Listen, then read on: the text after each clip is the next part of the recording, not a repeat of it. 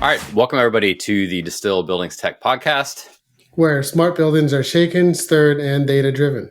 And I'm your host, Jason Shearer. I'm your host, AK. All right, and today we are joined by David Robinson from Mecco. David, welcome to the show. Yep, thanks very much, Jason. Thanks, AK. Yep. Glad I could join you, and good to be here. Excellent.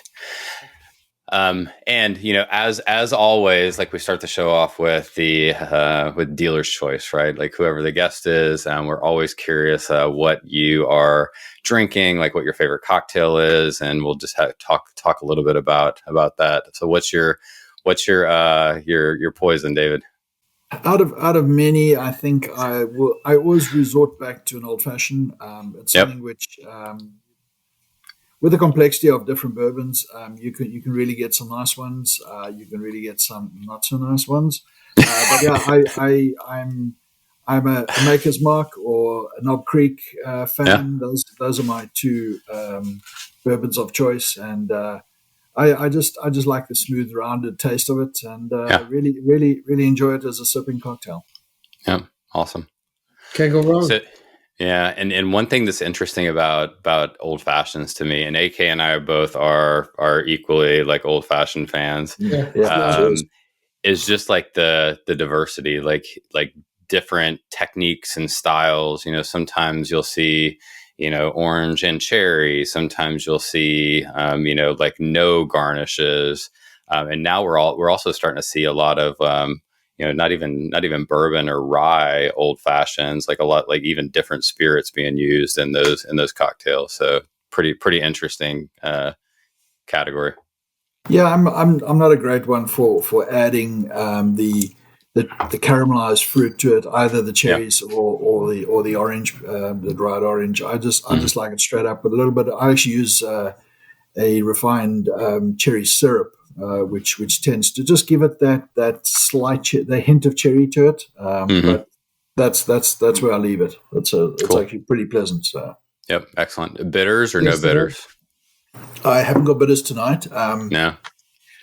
I'm on the fence with bitters. I've got 3 or 4 different types, and I'm on the fence.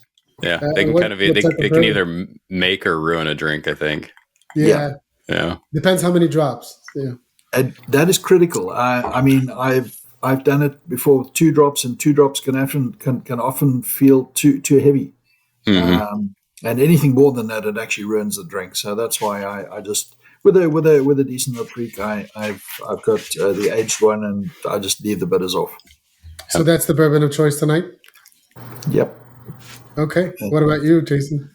All right, tonight. So this is kind of a one that I had never heard of before. So Sweetens Cove, so Tennessee bourbon whiskey, aged in sugar maple wood barrels, and it's pretty hot. It's like a 110 proof, so 55 or 110 proof, like 55%. But it's a sneaky 110 proof bourbon. Oh, it's smooth. Yeah, really smooth. Yeah. Yeah. Awesome. I had to look at the sticker. I saw the green, so I was always thinking rye. Rye, yeah. Yep. Yeah. What you got? Penelope. Penelope, yeah. Went back to Penelope Four Grain. It's a summer drink for now for me. It's a little on the lighter side. It's got that sweet taste to begin with also, and it's perfect. There's no bitter. It's a little bit of garnish, and it's a great drink. Cheers. Excellent. Cheers. Yes. David, so give the audience your career arc. Talk to us about how did Davis get to this point, and where did you start, and how did you get to where you are? Okay, my career started off as an engineer, like most people do. Completely diverse. I actually went into heavy current electrical engineering, but I was favored light current and actually went into lighting. Worked in multiple disciplines of engineering for manufacturers as well as consultants, lighting designers. And this stems from my career through South Africa, through the UK.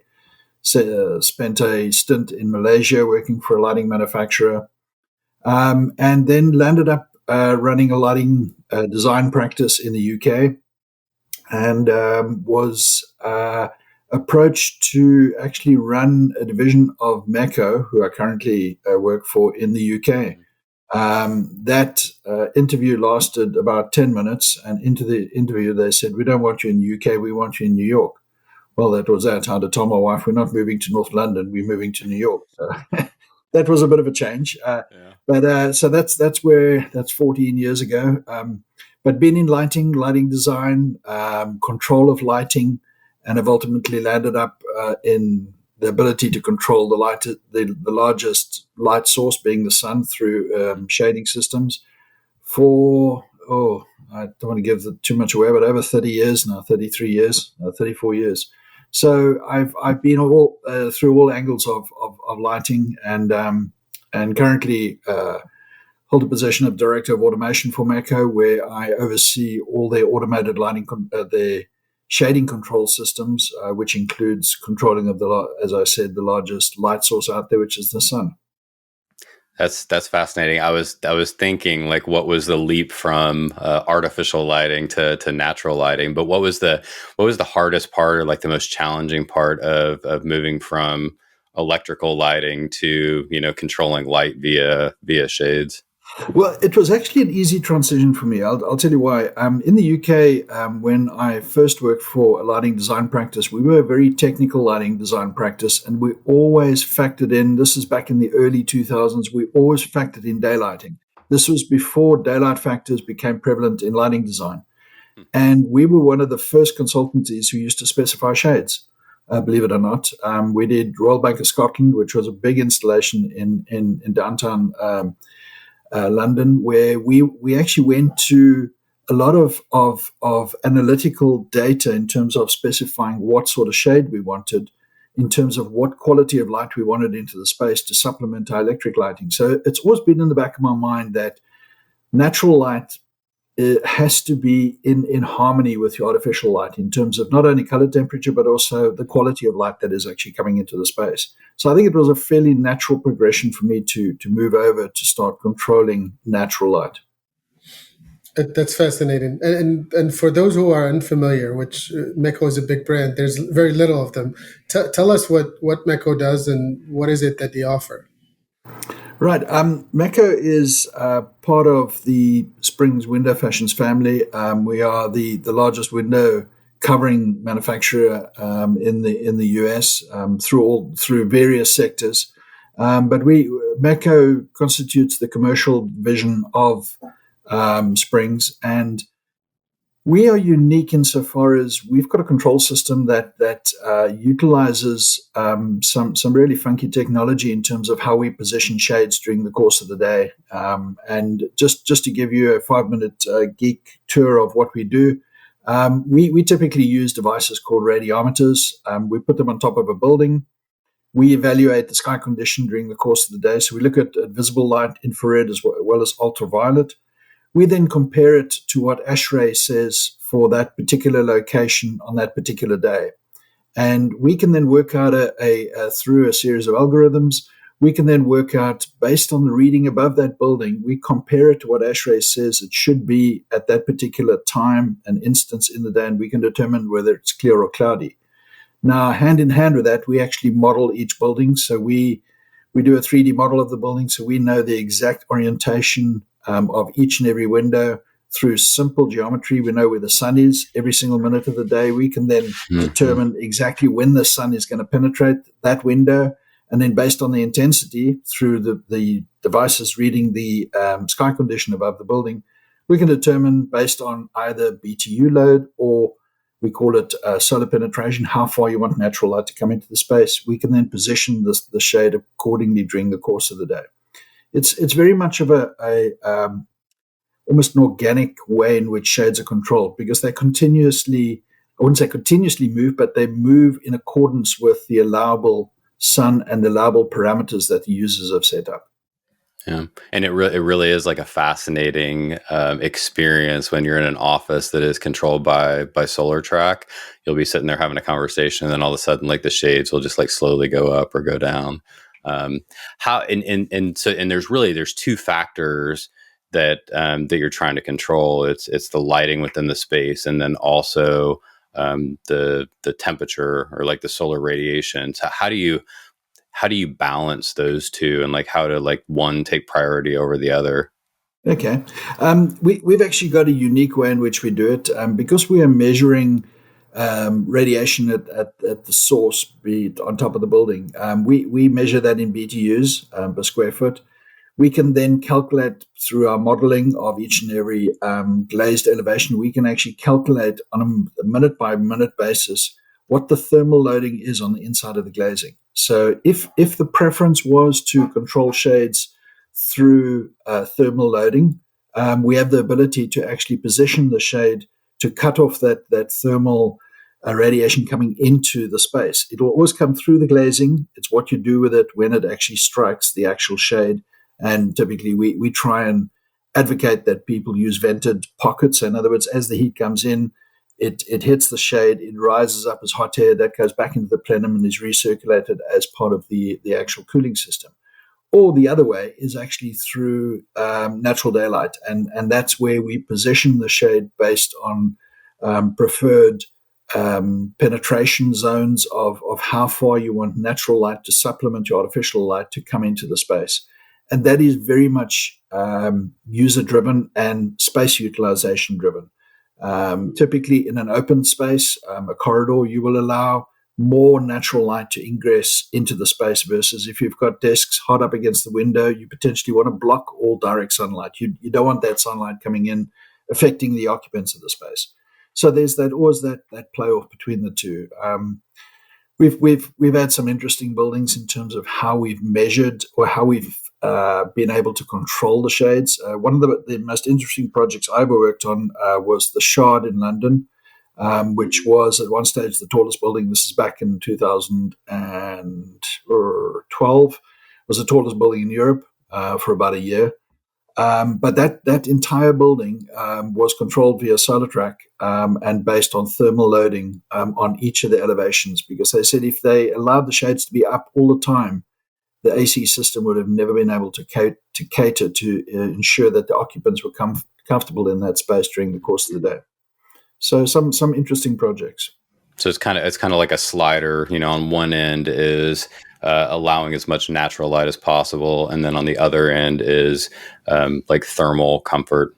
Correct. Yeah. And it's often a playoff, and we have different use cases where people will say they prefer the natural light to come in because for them thermal radiation is important. We did a hospital in Alaska where they actually wanted the thermal radiation to come in because they wanted to make use of that natural daylight in terms of its thermal capabilities. So we land up with some really interesting projects. That's amazing. And then maybe you can explain some of the ROIs for some of this automation, because a lot of us think through automation and shades, and it's always sadly it's an afterthought. And then once I hear your conversation, and Jason, to your point, if you have an office and you don't have to touch the shades, I mean, that's, to me, it's a no-brainer. But why don't you tell us some of the ROI? I think the obvious two criteria which you can directly measure an ROI of is how the shading system influences other systems in the building. And obviously the first one that springs to mind from a lighting perspective, how it's going to aid the automated lighting system to dim down the lighting to make sure that the task luminance is maintained on the task surface. So if you're allowing a degree of natural light to come in without impeding the thermal comfort of the occupants, you can then dim your artificial lighting down and hence realize a saving. However, since the introduction of LED technology, that has become sort of second fiddle to one of the other big criteria where you can actually really see savings, and that is through the HVAC system. How you can actually monitor and ensure that thermal radiation doesn't actually enter the space, heat the people up, and actually react when people need to be protected. You look at a typical building that has got an HVAC system in that has got a thermostat. The thermostat is not at the window. The thermostat is typically at the door. The reason being, when somebody comes into a space, they want to turn that dial because they want to make the space cooler. It takes 15 to 20 minutes for that to react. to actually get the VAV boxes open above that space, to actually get the chillers moving and to actually drop the temperature in that space. We've got an immediate barrier. When the sun is there, we actually block that thermal radiation from actually coming into the space. So immediately you don't have to run that HVAC at that high or that low set point to actually chill the space down. We can actually do it through shading. Yeah, you can do it faster. And is that like a very early design consideration, David, for like integrating the shading with the BMS system, via BACnet or some other protocol, or do a lot of customers or owners, reps like think about that later in the game? The ones that have been well deployed have always been early adopters of that philosophy. And it's typically designers we have discussions with prior to the building even coming out the ground. And we've actually got a couple in hand at the moment where they are really interested in the way in which we can reduce the thermal loading in the space. Mechanical engineers are very risk adverse. They will not downgrade the size of the HVAC plant. However, they can underrun that plant by 40-50% because of the saving we can afford in terms of thermal radiation coming into the space. But the last factor where it becomes a difficult factor to measure, with manual shades, we've actually had an independent consultant do a time calculator that whereby if you had manual shades in a facility of typically a 50,000 square foot floor plate, and they're all manual shades, a shade per window with a chain, the length of time it takes for people that are affected by direct sunlight or by thermal radiation to get up from their workstation, go to the chain, pull that chain down to lower that shade, get back to their desk, maybe go past a water cooler on the way back, sit back at their desk, and maybe do that 2 or 3 times a day because they want to try and regulate the amount of light coming into the space. That payback, we did a building in Los Angeles, and the actual payment for the entire shade system, including the automated system, was less than a year, just in terms of the cost saving of the occupants of the space, in terms of offsetting the labor of somebody physically like pulling on a chain to raise and lower shades. Yeah, we've actually got quite a decent calculation tool for that, and that's based on active users where people actually want that natural daylight to come into the space. They will get up during the course of the day and move that shade, but every time they get up, it's 30 seconds there, 15 seconds to pull the chain, 30 seconds back to their desk. So you look at a minute, so that's 3 minutes a day, times that by the number of shades, typically manual shades on a floor, times it by the hourly rate of each one of those people. You're running telephone numbers before you know it. Yeah, absolutely. Yeah, and you look at the amount of, no one gets up for a minute and comes right back to work. It's once you cut that train of thought, it's too hard to bring it back. And I appreciate that a lot because, to your point, that automation between lights, shades to BMS system, and talk to us through the topologies that you're using now. Your automation being over low voltage and specifically PoE, and how does that tie into lighting and BMS systems? Yeah. Typically we have got various ways in which we can interface with auxiliary systems, be it lighting systems or building management systems. The way in which we typically tend to interface, and we don't like to call it integration because we like the shading system to do what it does. We like the lighting system to do what it does because those two technologies tend to be fairly independent of one another, and they're the best of breed when deployed correctly. But the way in which we can interface is either through dry contact, which is us. It's historic, and we try and deter people from using it. Otherwise, BACnet is still widely deployed. It's most probably our most common form of override, where the building management system wants to have that capability of reading any one of our 65,000 BACnet points for each and every set point from a BTU perspective, or each and every shade position, and actually overriding it based on thresholds that they set up within the logic of the BMS system.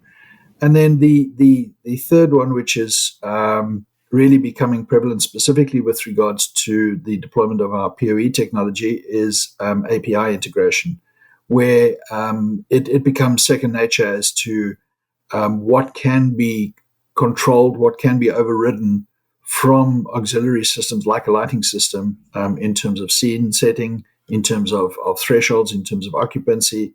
All these points, very similar to what can be made available on a BACnet system, can be made available on an API platform.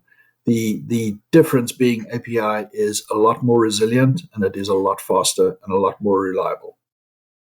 Agreed. And I think when we think of API, I think we think of low voltage and maybe specifically power over Ethernet, because then you have that element of network connectivity between devices, and then you can now put the lighting and the shading system under the same network, and you have software defined algorithm, and then you can now create that logic, which I agree with. It's much more simpler to have the lighting control the shading, unless you want to do the reverse.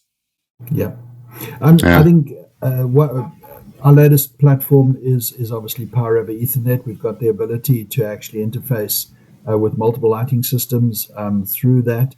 And it gives us the capability of individually addressing motors and having motors individually controllable via the lighting system. And these are all, it's a simple address. So we actually, each motor is individually addressed. You can control them individually from an API. You can control them in a group, or you can control them per elevation. Yeah. And within our motors, we fairly unique insofar as we can actually put 8 addresses in each motor. So you can have a shadow address, you can have a brightness address, you can have a reflection address, you can have a standard motor address. You can have all sorts of auxiliary zone addresses as well. So you can set it up with how it can respond to different calls. In essence, each motor can respond to 8 different API calls depending on the strategy which is being deployed.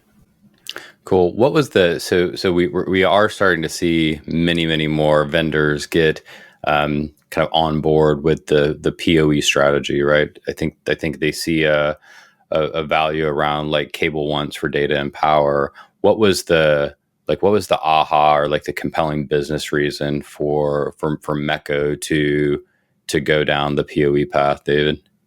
I think it started many years ago. I'd say 12 years ago, when our drive, we were traditionally a line voltage shading company. So everything was line voltage. Everything needed to have a line voltage supplied to it. And it was just driven into each and every project at the offset. They would already budgeted in for running heavy-duty cables in pipe, and it would be a J-box per shade. We then brought a low-voltage motor into the marketplace, and actually we saw that shift from line voltage to low voltage, but it still necessitated fairly extensive home runs of significantly sized cable. It would be an 18-2 and a 22-2, so it'd be 2 for power and 2 for communication. Each one of those motors needed a home run back to a power panel, and a power panel would supply 10 motors. So if you had a centrally located, you could still have those runs up to 200 feet. The advantage of Power over Ethernet, it simplifies things significantly, because now you're looking at a category cable which can run out from a switch to a node location which can be adjacent to the motor head. So there's significant cost reduction in terms of a single run of cable. It goes to a node, and each one of those nodes can now control and supply 2 motors. So immediately you have increased your fan-out capability of how you can firstly supply them with the necessary power to move that shade system attached to that motor, but also have the ability to individually address that motor to give you individual controllability. Yeah, and I have to imagine, like, having that individual controllability, you can daisy chain multiple devices, because you can say, okay, activate this motor, and after that action is done, activate the next one, activate the next one, activate the next one. So you can be a lot more efficient with the cabling, maybe?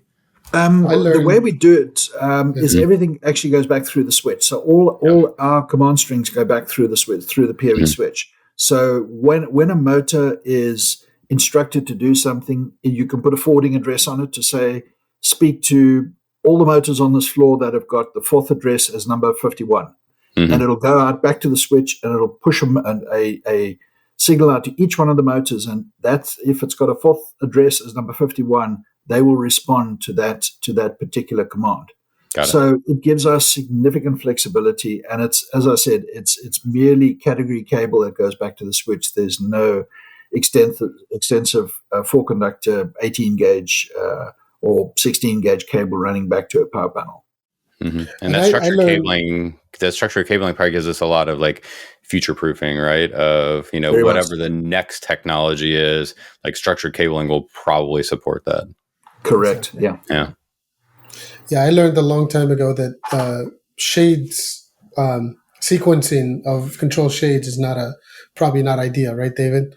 You want those shades to go on and up and down at the same time, similar to lighting, and it was fascinating to see like the accuracy of how they control shades to the eye. So you don't want to see that difference between the shades going up or going down versus natural eye. We don't really pay attention especially when it comes to lighting. Same exact model. You want those lights to no popcorn effect. You want all of them to dim at the same time and all of them come back on. So PoE, somewhat new. Mecco, been around for a long time. Are there any, when we think about like customer outcomes and the reason that either a customer or an MEP firm like really, really advocated for like leveraging automated shades on PoE, like is there a specific customer, like a success story that jumps to mind for you, David? I'd say that the bulk of our customers to date have either been financial institutions. There's been a major adoption of that, or legal firms. We've had a significant uptick in terms of large legal practices. And that is wanting the ability to have that individual control. And future-proofing it for what may come day two. We don't know. We've done some really aspirant technology companies as well that have opted for PoE. Successful installs. People are happy with what has been happening and how it is controlled and the granularity of the controllability of it. And I think the biggest benefit that we've seen coming out of PoE is the way in which it can be interfaced with auxiliary systems through an API.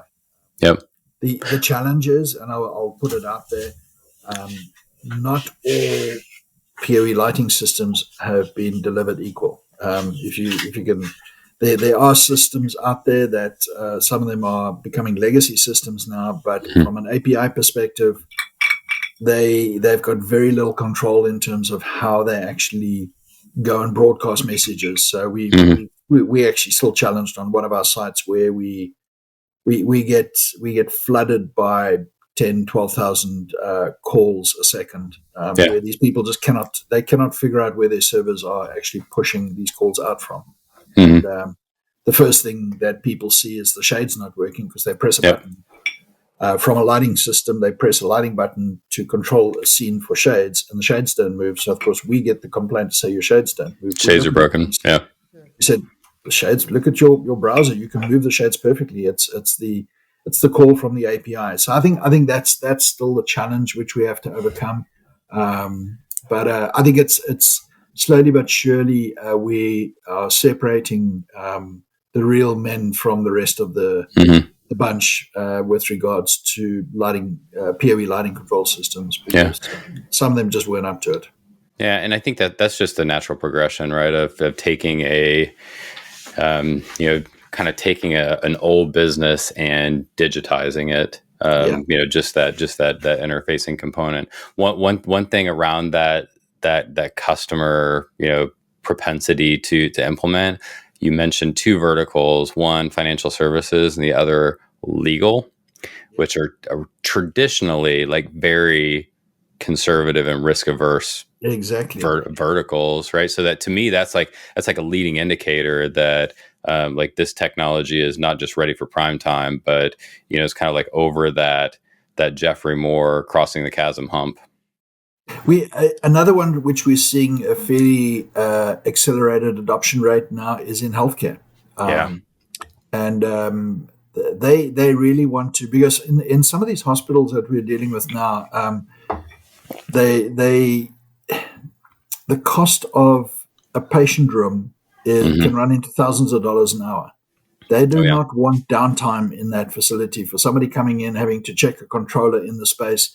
If you can have a motor with a category cable running out of it to outside the space, and you can service it from outside the space, it's just, and the ability to interface it to various bed controls and touchscreens, and a lot of them are becoming iPad controlled facilities now, where they give the patient the iPad. They've got everything on it: the lighting, the TV, the shades, the position of the bed, the nurse call capability. Everything's on that iPad, and it all works through APIs. Yeah, and we see that like patient room of the future, whether it's an iPad or voice control, right? We take it for granted in our homes of having voice control over different like IoT type systems, but we definitely see healthcare leaning in that space and thinking about like touchless, right? Like every time there's a touch in a healthcare environment, like that's a transmission risk. So if you can eliminate touches, that's huge in healthcare. Yeah. We're actually dealing with 2 or 3 nice medical facilities at the moment. One in Connecticut, one in Massachusetts, one in New Jersey. So they've all chosen to go down the PoE route, which is really interesting. Excellent. And one network in that patient room rather than like 10 different networks of systems. Yeah. And I think one of the challenges has always been early days when you start speaking to these people, you get the IT people on the call and they immediately, you want to put something on a network. That's where the shutters come up, and they don't understand the difference between an OT network and an IT network, or they may understand it, but they don't want to understand it. They just hear network. And I think that's always been one of our challenges as to how to get through to the right people to ensure that we can convince them of the security of the system that we're actually installing. I think that's a huge part, like because of some high profile, I'll say like retail breaches, right? Like no IT company, no CIO wants to be like the next vector, being the shades or the lighting system. So I think that's why it's so important for like security to be front of mind. Yeah. And that's what we're seeing when it comes to the conversion between OT and IT. A lot of the OT devices, to David's point, were not up to par. Now unifying that with one hardware, or at least a minimum amount of hardware that supports that true IT security compliance, to make sure that when it is deployed on the production network, and let's not air gap everything just for the sake of air gapping it, because you want that building automation system, you want that hardware to be resilient, supportive of TLS certificate and 802.1x and all the best practices that you want to use to your IT and OT systems. Awesome. So David, you belong to, you're part of an active, or you're active on an organization named PEE Consortium. Why don't you tell us what that means and why did you join, and obviously active? Yeah, I think it was just over 3 years ago.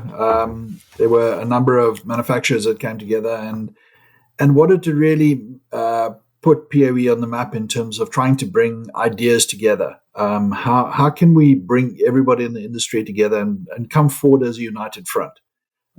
Instead of having splintering of half a dozen manufacturers all trying to push their own ideas, their own topologies, their own strategies, it was fragmented.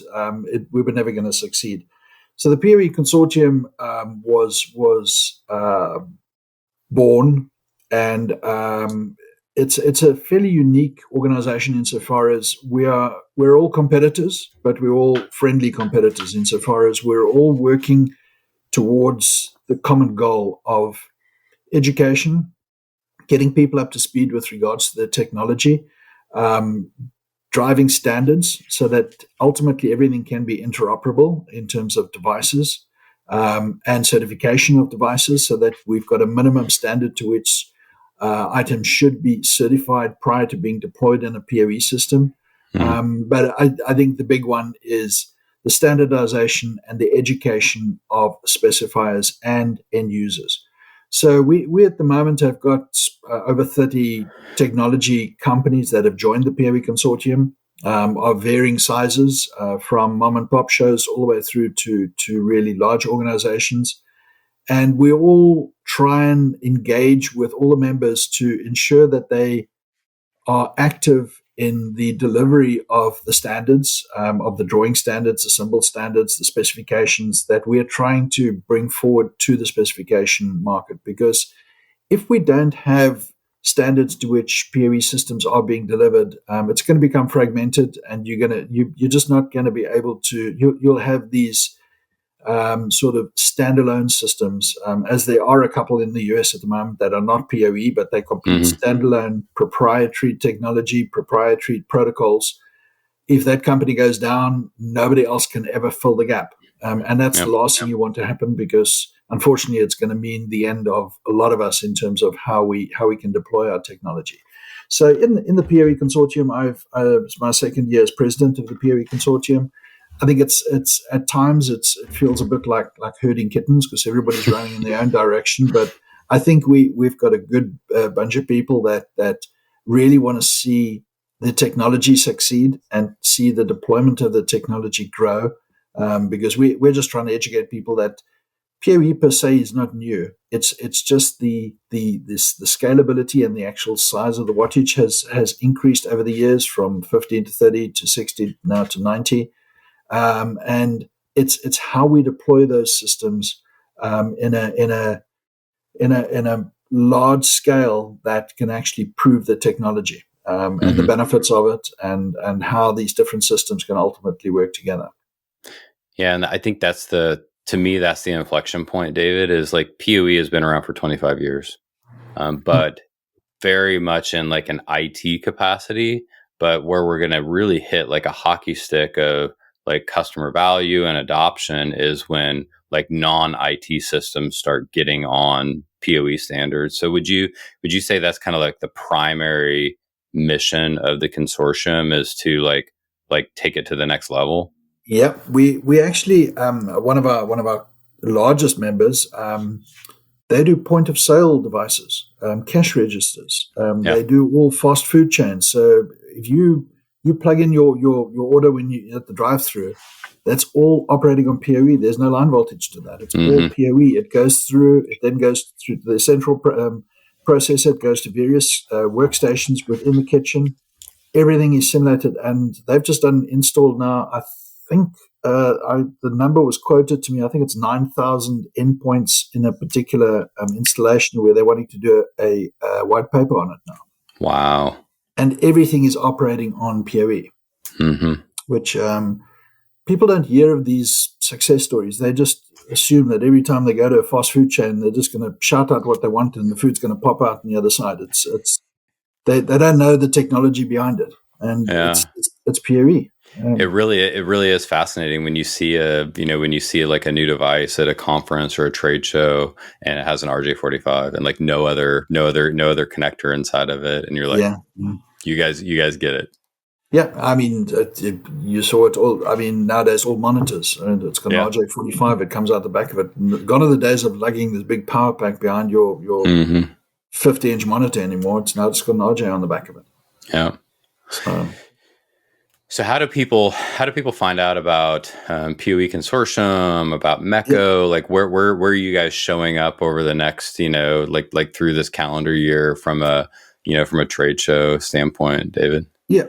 I mean, the PoE Consortium, I think it's PoEconsortium.com. We've just relaunched our website. Got a lot of useful information on there. There's a whole member section on there. There's a number of case studies on there. There's a lot of educational documentation on there. It's also got links to each one of the members' websites. So when you click on the members, you can actually dive into each one of them individually. We don't promote individual products, but we will give a link to the various websites. With regards to PoE in shade technology, again, you can go through the PoE Consortium or meccoshade.com/PoE. And it just gives people the holistic view of what is possible with PoE. People are still apprehensive about deploying it. We've had we've had major clients on the brink of pressing the button, and then they've fallen back to say, "Oh no, we'll just do low voltage motors," and we'll say, "Well, that's exactly the same infrastructure." PoE is low voltage. Yeah, it's exactly the same. It's now instead of having a power panel that may well fail after a couple of years because all it is a big transformer, you've now got a central switch which is supplying that power. It's almost as if we want to take the name and PoE and divorce it from the concept of PoE. That's one thing. Like with MEPT firms, a lot of times we'll refer to a PoE switch as power supplying equipment, right? Because like that's the taxonomy that they're familiar with, and it just happens to be in a different 19-inch rack mount form factor than what they're familiar with. Yeah, it was quite interesting. I was actually speaking to one of my colleagues at work for the last 3 months of this year. Our low voltage motor sales have exceeded our line voltage, which has never been the case. So we are we are burning through numbers of low voltage motors. Now, one of them said today, "Imagine if all of these were PoE." I said, "We need to change the name. We just need to say." It's a different power source. Do you want a power panel? This power panel seems to have 24 outlets on it, and this one has 48. 48. Yeah. So, well, and a lot of times, we refer to it, outside of IT, almost as like energy networking, right? Like this is just another network that happens to supply energy and data over the same cabling. Yeah. I mean, if we could get over that resistance to PoE, as I said, if we had every one of those motors that we sold in June being driven off a PoE switch, man, we'll be smiling. Yeah, and this is, I mean, I think fundamentally it's a function of changing the way spaces have been designed and built for the past 100 years. Yeah, exactly. Yeah, and I think it starts with what the PEE Consortium is doing. The training committee is busy trying to come up with training material so that way you can train the trainers around the country and around the globe, given standards and symbols, so that way MEP firms can design it, which is a big advantage. And I would encourage everyone, obviously being a VP of PEE Consortium, to join. The membership is not big, but at the same time, I think the outcome of what you get, either as an observer or just a basic membership, it's valuable. Yeah, cool. So PoE Consortium is made up of manufacturers, right? Obviously, that want to raise all boats, but there is also like an observer designation or membership for anyone. There's basically it's open to observer, member, or patron. We don't only have manufacturers on board. We have got various trade or authorities that have joined as well, interested in the education, because they know that line voltage is not going to be around forever. They need to be part of that rising tide. But there are individuals that have joined as well that want to be part of the technology growth. So I wouldn't say that it's only manufacturers. Manufacturers made up some of the core members, but we are diversifying across various platforms at the moment. We've also traditionally stuck to exhibiting at trade shows like NECA and BIXI. We were at Realcomm this year. We are looking across the spectrum to see where we can get, where we can potentially reach new audiences and how we can actually get that message across to A and other, rather than preaching to the converted every single time, because we feel for the last 3 years it's the same people you see at the trade shows, and they all claim to know about PoE but haven't really jumped on board yet. So you want to move it up a notch and get to people where you can actually talk to them about it, get them enthusiastic about it, and hopefully they will deploy it. Yeah, and that, like you mentioned, NECA and BIXI. For those of you that don't know, NECA is more of like the traditional electrical, contractors and education forum, and then BIXI is more like low voltage. And we had Jeff Beavers on a couple of months ago from NECA. So it's great to see that like PoE and other technologies like FMP kind of have like a foot in both worlds, right? Because these two worlds are like slowly coming together. Very much so. Yeah. And you actually mentioned something there about FMP. I think that's going to go hand in hand with the success of PoE deployment in the future, because it's just another carrier. It's a method of getting power to your switch. Yep. Again, exactly. Cool. Well, we'll post. David, we'll post the links to Mecco, to PoE Consortium, and other things in the show notes for sure. What's the best way? Like, let's just say there's a customer or an owner's rep out there that's listening to this, and they're like, I didn't know this technology existed. Like, best way to like reach out to you directly, or on LinkedIn or email or something like that. LinkedIn, I'm prevalent, David Robinson. Otherwise, through the consortium page. Otherwise, through mecco.com/PoE. There's an inquiry page you can fill in, and it gets directly to me. And that gives us the capability of engaging with potential end users and actually opening the discussion. And that's all we want to do, is to showcase the technology and open the discussion as to how we can deploy it. Awesome. Thanks, David. Awesome. Well, David, it's always a pleasure. It's always good to see you. And like usual, like and subscribe, follow us on all social media, LinkedIn, TikTok, Instagram, and then don't forget to comment. And I look forward to the next episode. Thanks all.